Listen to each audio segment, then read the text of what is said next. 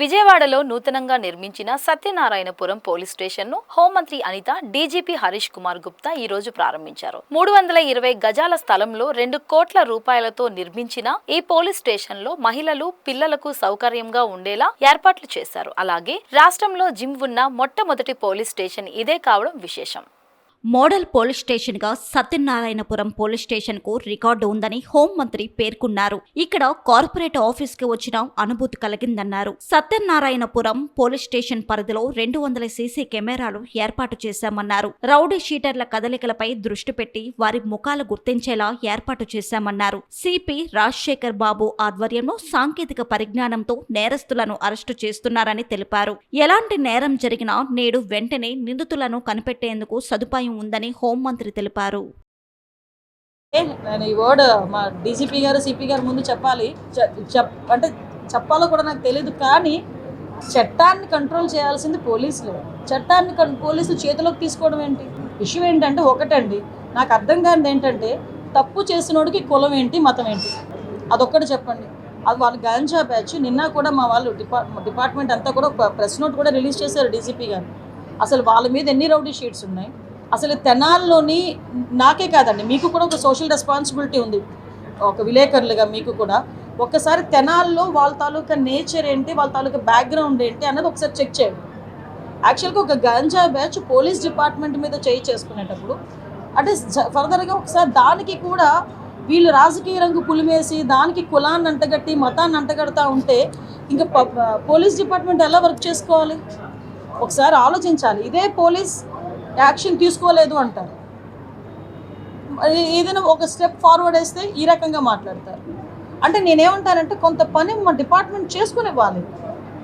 అలాగని ఇప్పుడు అమాయకులను ఎవరిని కూడా మేము పడితే, ఇప్పుడు నేను ఒకటే మాట్లాడుతున్నానండి, ఇదే ఇప్పుడు ఎక్స్-సీఎం ఇప్పుడు ఈయన జగన్మోహన్ రెడ్డి ఏదేదో మాట్లాడుతున్నారు, ట్వీట్లో ఏదో పడుతున్నారు, రేపు కూడా వస్తారు అంటున్నారు. నేను డైరెక్ట్ క్వశ్చన్ అండి, డాక్టర్ సుధాకర్ అనే వ్యక్తి మాస్క్ అడిగిన పాపానికి నడి రోడ్డు మీద రెక్కలు విడిచి చొక్కా ఇప్పి కొట్టిన సందర్భం మర్చిపోయారా? మరి ఆ రోజు ఎందుకు మాట్లాడలేదు జగన్మోహన్ రెడ్డి?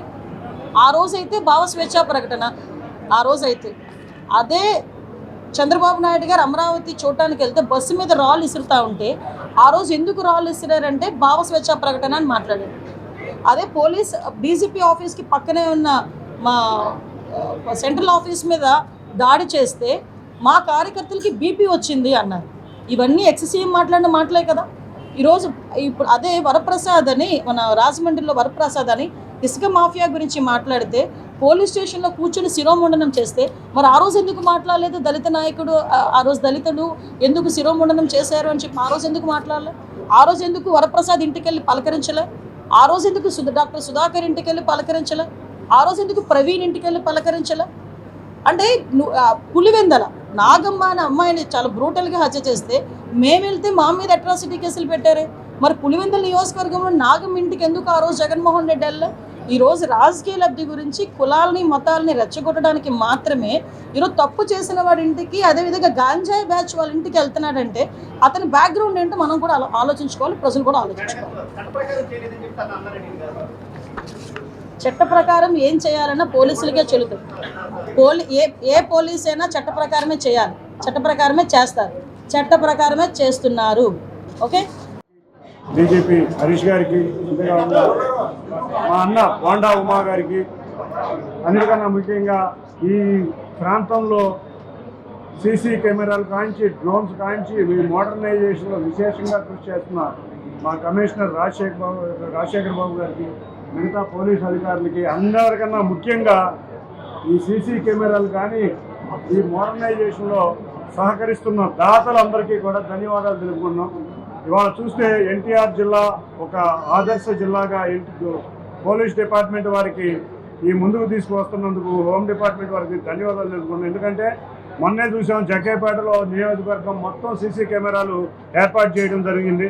అంతేకాకుండా విజయవాడ వెస్ట్ నియోజకవర్గంలో జరిగింది. నందిగామ ఆల్మోస్ట్ 80% సీసీ కెమెరాల వర్క్ పూర్తయింది. దీనికి ఎంతోమంది దాతలు సహకరించారు. ఇదే విధంగా ఆంధ్రప్రదేశ్ రాష్ట్రం మొత్తం రాష్ట్ర ప్రభుత్వం మీదే ఆధారపడకుండా తమ సొంత డబ్బులు ఇచ్చి ముందుకు రావాలని దాతలందరినీ కోరుకుంటున్నాం. త్వరలో మా హోంమంత్రి గారి ఆధ్వర్యంలో ఆంధ్రప్రదేశ్ మొత్తం మీద ప్రతి పోలీస్ స్టేషన్ మోడర్నైజేషన్గా చూద్దామని మా అందరి ఆశ. తప్పకుండా ఈ 2-3 సంవత్సరాల్లో ఆశ నెరవేరబోతుంది.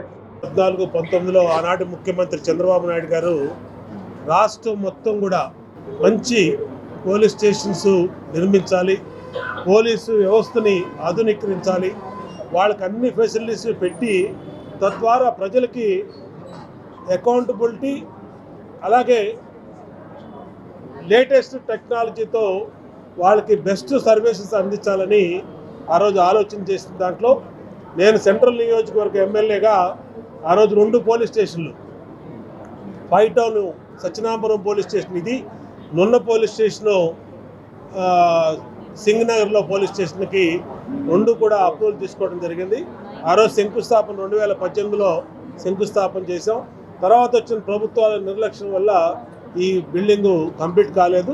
ఇవాళ మళ్ళా గౌరవ ముఖ్యమంత్రి చంద్రబాబు నాయుడు గారు మళ్ళీ ముఖ్యమంత్రి అయినాక అన్ని రకాలుగా అత్యాధునికమైన టెక్నాలజీని అనుసంధానం చేస్తూ ఈరోజు సిపి గారు రాజశేఖర్ బాబు గారు కానీ, అలాగే హోమ్ మినిస్టరు అనిత్ గారు కానీ, అలాగే పార్లమెంట్ సభ్యులు చిన్ని గారు, డీజీపీ గుప్తా గారు, వీళ్ళందరూ దీని మీద ప్రత్యేకమైనటువంటి దృష్టి పెట్టబట్టి ఆంధ్రప్రదేశ్లోనే మొట్టమొదట అత్యాధునిక వసతులతో అన్ని ఫెసిలిటీస్, ఒక ఐటీ కంపెనీకి ఏ విధంగా వెళ్తే ఎలా ఉంటుందో, ఎవరైనా కంప్లైంట్ చేయడానికి వచ్చినప్పుడు కానీ, కంప్లైంట్లు తీసుకునే విధానంలో కానీ జవాబుదారితనంగా ఇక్కడ అన్ని వ్యవస్థలు, ల్యాప్టాప్లు పెట్టారు, రెస్ట్ రూమ్లు పెట్టారు, ఉమెన్ రెస్ట్ రూమ్లు పెట్టారు, మేల్ రెస్ట్ రూమ్లు, dining rooms, gym, yoga room, అలాగే ఏసీపీ గారికి కానీ, సిపి గారికి కానీ, ఎస్ఐ గారికి కానీ అందరికి కూడా సపరేట్ రూములు పెట్టి